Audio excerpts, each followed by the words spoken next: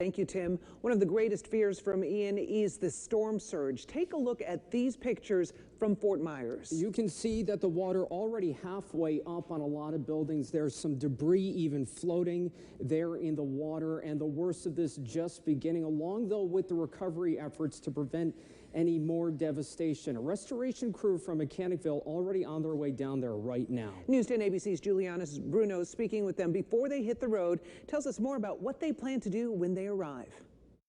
Just a few hours before people in Florida were hit by the storm, KPM Restoration prepared to hit the road with a van full of supplies ready to go straight into the hardest hit areas. So these are what are going to dry out the basements, okay?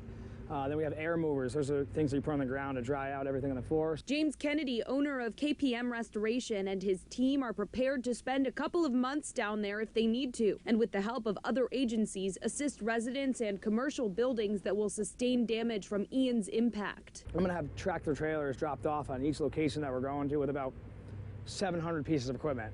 So this is just minor to get us going. Kennedy's biggest and most recent cleanup endeavor out of state was the aftermath of the historic flash flooding in St. Louis, Missouri this July. He knows when the crew arrives to Florida, they won't have to seek out people who need them. They're going to come right up to us and they're going to say, hey, my whole community needs help.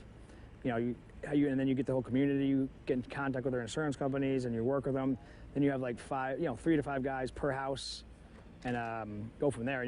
Our goal is to get them done 3 to 4 or 5 days. 20-year-old Liam Dreyer driving down with the crew, preparing for what will be his biggest work trip yet, likely working on the most catastrophic damage he's seen so far on the job. I've been to people's houses where they get really emotional. They lose all that sentimental stuff where they can't replace it, and it's really hard to go through, and you just gotta know that you're there for them and you're trying to help them.